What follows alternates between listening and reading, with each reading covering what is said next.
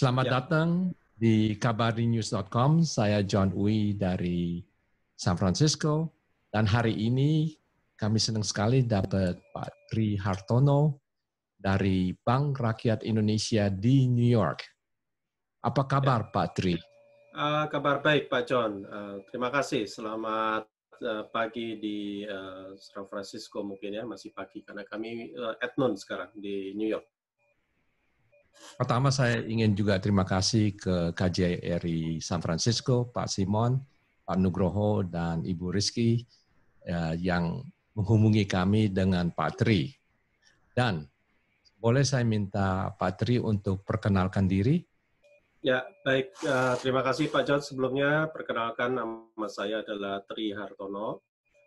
Saya lahir di Indonesia hampir kurang lebih 46 tahun yang lalu. Jadi saya berada di New York ini sejak 2014 sampai saat ini dipercaya menjadi pimpinan di kantor BRI New York Agency berkedudukan di 140 Broadway di downtown Manhattan. Itu Pak John. Oke, baik. Sejarah dari Bank Rakyat Indonesia di New York, boleh secara singkat? Ya, baik Pak John. Sejarahnya Bank BRI New York Agency ini memperoleh pertama kali license dari New York State Banking Department pada waktu itu, atau saat ini bernama New York Department of Financial Services, tahun 1988. Tahun 1988 saat itu kami berlokasi di Midtown Manhattan, di Park Avenue.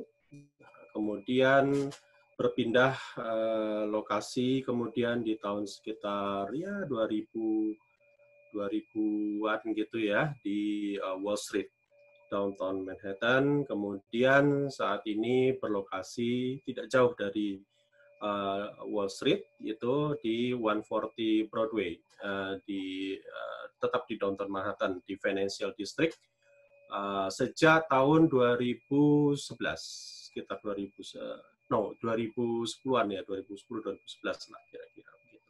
Sampai saat ini, ya demikian. Dan purpose dari Bank Rakyat Indonesia apa ya? Ya, baik. Purpose keberadaan kami di New York ini adalah sebagai penjembatan dan memfasilitasi bisnis yang ada di head office kami di Jakarta atau di Indonesia. Jadi ya singkatnya, kalau misalnya ada customer Bank BRI yang doing business dengan negara Amerika atau sekitarnya, jadi sekitarnya ini adalah bukan hanya di Amerika saja atau di New York saja, tapi meliputi Kanada, Amerika Tengah, kemudian Amerika Selatan.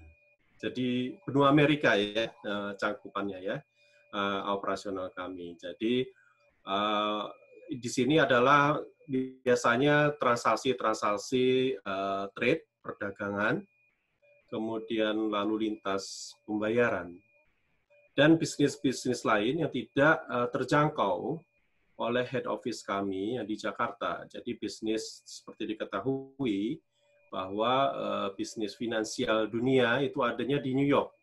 Jadi itulah keberadaan kami di sini. Itu Pak John. Jadi untuk target market ya, target marketnya apa? Jadi target marketnya adalah seluruh US company yang memiliki hubungan dagang atau bisnis dengan negara kita. Itu yang terutama, primary-nya. Yang kedua juga kembali lagi adalah target marketnya lagi-lagi adalah perusahaan atau company. Jadi bukan individu sekali lagi, karena keterbatasan atau ketentuan dari pemerintah US terhadap bank asing yang berlisensi agensi, ya, berlisensi agensi tidak boleh melayani retail banking atau melayani individu, menerima simpanan dari individu. Jadi sekali lagi target marketnya adalah perusahaan kita melakukan apa yang dikenal dengan wholesale banking. Demikian, Pak John. Jadi seandainya ada seorang yang ada pengalaman di restoran, okay, yang mungkin kapitalnya mungkin tidak begitu banyak, tapi ada pengalaman, ada dalam operasi dan juga pengalaman dalam masak, ya, dan dia ingin pinjam uang, okay, dan approach BRI, bagaimana itu? Apakah itu salah satu target market dari Bank Rakyat Indonesia? Baik, ini memang merupakan target market yang bukan primary target market kita, ya. Jadi bisa tetap mungkin dilayani dengan pertimbangan komersial bank, ya. Pendekatannya adalah komersial, bukan pendekatan program atau soft loan, katakanlah begitu, karena kita tidak memiliki itu di sini. Jadi pendekatannya komersial, case by case, kita bisa melihat kelayakan usaha itu sendiri terlebih dahulu, dilakukan prosedur internal kami untuk menilai kelayakannya, dan kemudian bila iya, kita bisa layani, why not? Ya, jadi dalam pendekatan komersial, boleh elaborate? Ya, jadi komersial ini adalah murni pendekatan bisnis, secara bisnis, apakah ya seperti yang saya sudah mungkin ada partisipan yang menyimak pada saat webinar kemarin. Jadi ada menurut perspektif perbankan kita melihat beberapa aspek baik finansial maupun non finansial dari sebuah bisnis, ya. Apakah bisnis itu baik atau sehat, begitu ya. Dilihat dari aspek non finansial itu dari beberapa risiko bisnis yang harus tercover di situ yang kita nilai pengelolaannya, ya, oleh pebisnis, gitu. Jadi intinya adalah kita melihat secara komersial itu memang benar-benar bisnis itu sehat dalam pengertian adalah tumbuh sustain, berkesinambungan, menghasilkan profit, dan dalam pengelolaan risiko bisnisnya juga terkendali. Demikian, Pak. Jadi seandainya ada seorang Indonesia yang ada pengalaman dalam manajemen dan juga masakan Indonesia, dan belum pernah ada bisnis, okay, jadi apakah itu bisa qualify untuk apply pinjaman dari BRI? Ya, jadi kalau memang benar-benar startup company, kita sangat disayangkan kita belum bisa melayani itu karena belum memenuhi persyaratan dasar pengajuan loan secara komersial yang ada di BRI. Oke, jadi kemarin ada bicarakan tentang networking, Pak Tri. Ya. Boleh elaborate tentang networking? Ya, artinya begini, networking ini adalah kami di Indonesia, BRI itu adalah saat ini dalam sisi aset maupun layanan servicesnya itu adalah terbesar dan terluas di Indonesia. Jadi di situ dapat ditarik kesimpulan bahwa database customer kami itu sangat beragam dan sangat banyak di Indonesia. Ada beberapa customer kami ini yang berskala ekspor dari semua komoditi macam-macam, mulai dari agriculture atau non agriculture, ya, sangat bervariasi. Semuanya berskala internal siap ekspor. Ada yang beberapa yang skala siap ekspor dan ada yang beberapa ingin meluaskan pasarnya di negara ini. Jadi sebagaimana mungkin diketahui, Pak John, negara ini, Amerika maksud saya, ini adalah negara dengan perekonomian yang sangat kuat dalam pengertian mempengaruhi perekonomian dunia, dalam pengertian juga karena daya konsumsinya yang sangat tinggi, gitu ya. Jadi menarik untuk pasar itu, pasar sebagai sudut pandang pasar internasional. Jadi kita memberikan memfasilitasi maksud saya di sini kepada customer kami ini yang di Indonesia untuk memperluas pasarnya, membuka networking, atau mungkin sudah ada existing hubungan bisnisnya, maksud saya existing business relationship dengan beberapa katakanlah distributor yang ada di Amerika atau rekanan bisnisnya ya di Amerika ini gitu ya. Sekali lagi saya sampaikan cakup marketnya bukan hanya Amerika ya, tapi Kanada include, Amerika Tengah dan Amerika Selatan. Ya. Begitu. Jadi kami membantu untuk menghubungkan networking antara mereka di sini. Itulah Jadi peranan kami juga di sini. Ya. Jadi sebagai jembatan Indonesia-Amerika, perdagangan antara Indonesia dan Amerika. Betul. Dengan harapan bahwa nantinya pembayaran maupun kebutuhan trade-nya melalui kami yang ada di New York ini. Dan itu bisa warga negara Amerika atau harus WNI? Bisa warga negara Amerika. Ya, beberapa customer kita existing itu murni adalah warga negara Amerika yang doing business dengan nasabah BRI yang ada di Indonesia. Jadi juga bisa produk Amerika yang diekspor ke Indonesia. Dan begitu pula dari Indonesia yang ekspor produk Indonesia ke Amerika. Betul itu. Betul. Oke. Jadi seandainya balik lagi, sebab Pak Konjen Simon Sukarno bicara tentang restoran, seandainya ada existing restaurant dan mereka mau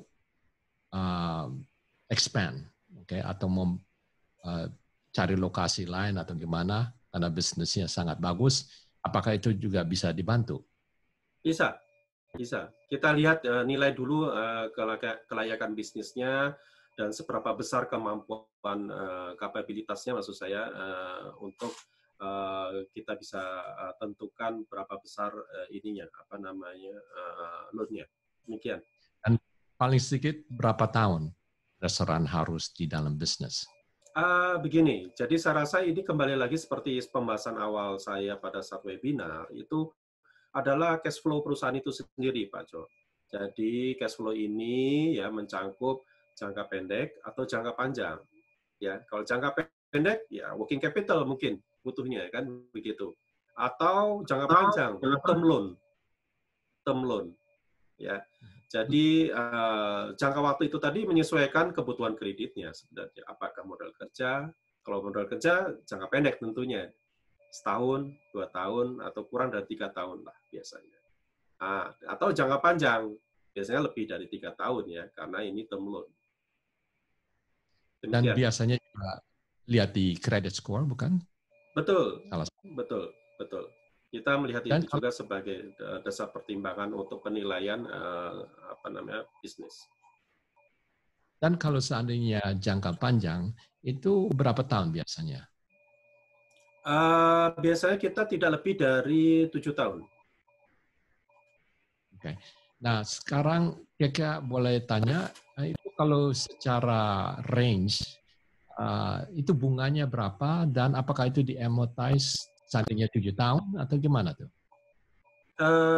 Ya, jadi memang sistemnya di-amortize selama periode waktu kreditnya. Kalau suku bunga saat ini memang challenging sekali ya, walaupun memang menurun suku bunganya karena dari range sekitar antara ya sekitar 2,5 sampai ke sekitar hampir 5 atau 6% ya per year ya. Karena ya kembali lagi situasi sekarang memang tidak dipungkiri risiko kegagalan kredit itu sangat besar. Ya, kredit default-nya sangat besar. Dan itu rate-nya adjustable, saya assume. Betul, sesuai risikonya, begitu Pak John. Makin tinggi risikonya, makin tinggi rate-nya. Dan sekarang kita boleh bicarakan bedanya BRI sama SBA. Ya, jadi murni kalau BRI ini adalah kembali lagi menurut lisensinya, agensinya, agensinya ini hanya wholesale banking, ya, wholesale banking, dan tidak khusus melayani small businesses. Jadi ada di sini corporate businesses juga, ya. Itu yang lebih utama sebenarnya primary bisnis kami di sini. Jadi doing syndicated loan dengan bank-bank yang ada di Amerika ini gitu ya, terhadap corporate scale businesses. Nah, sedangkan SBA tentunya berfokus pada small business scale ya, jadi lebih kepada retail mungkin banking gitu saya rasa. Dan boleh saya minta pesan terakhir dari Pak Tri? Ya, silakan. Terutama untuk entrepreneurs yang sedang mungkin baru mulai atau sedang mengembangkan bisnisnya. Ya, jadi khusus bagi entrepreneur yang atau startup company yang sedang akan memulai bisnisnya, sekali lagi bagi saya tolong dipersiapkan betul, direncanakan betul bisnisnya dengan baik, karena untuk intention bisnis jangka panjang tentunya tidak mudah, ya, tidak mudah. Dipersiapkan dengan baik dengan kaidah atau acuan guideline yang saya share kemarin dalam webinar tentunya Pak John.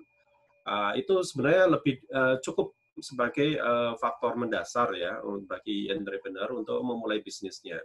Jadi mulai dari bisnis plan katakanlah begitu ya, bisnis plan-nya tolong tidak biasanya begini kalau entrepreneur tuh doing dulu, tapi untuk kelengkapan dokumen segala macam itu belakangan biasanya. Nah, ini paralel saja harusnya dikerjakan atau dipersiapkan lebih dahulu dengan matang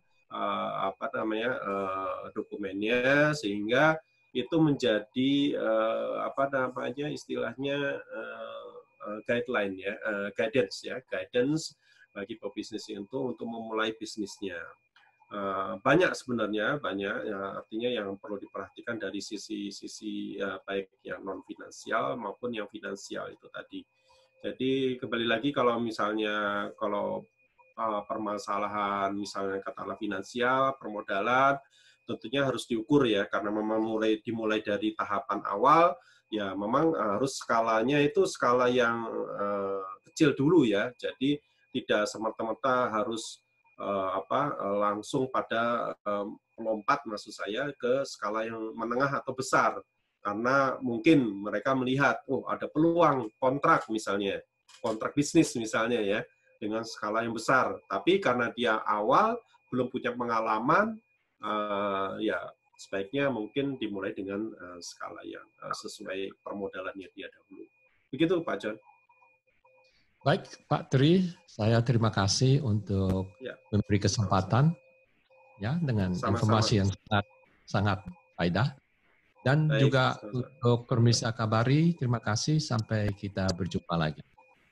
Terima kasih Pak John, sama-sama, selamat pagi.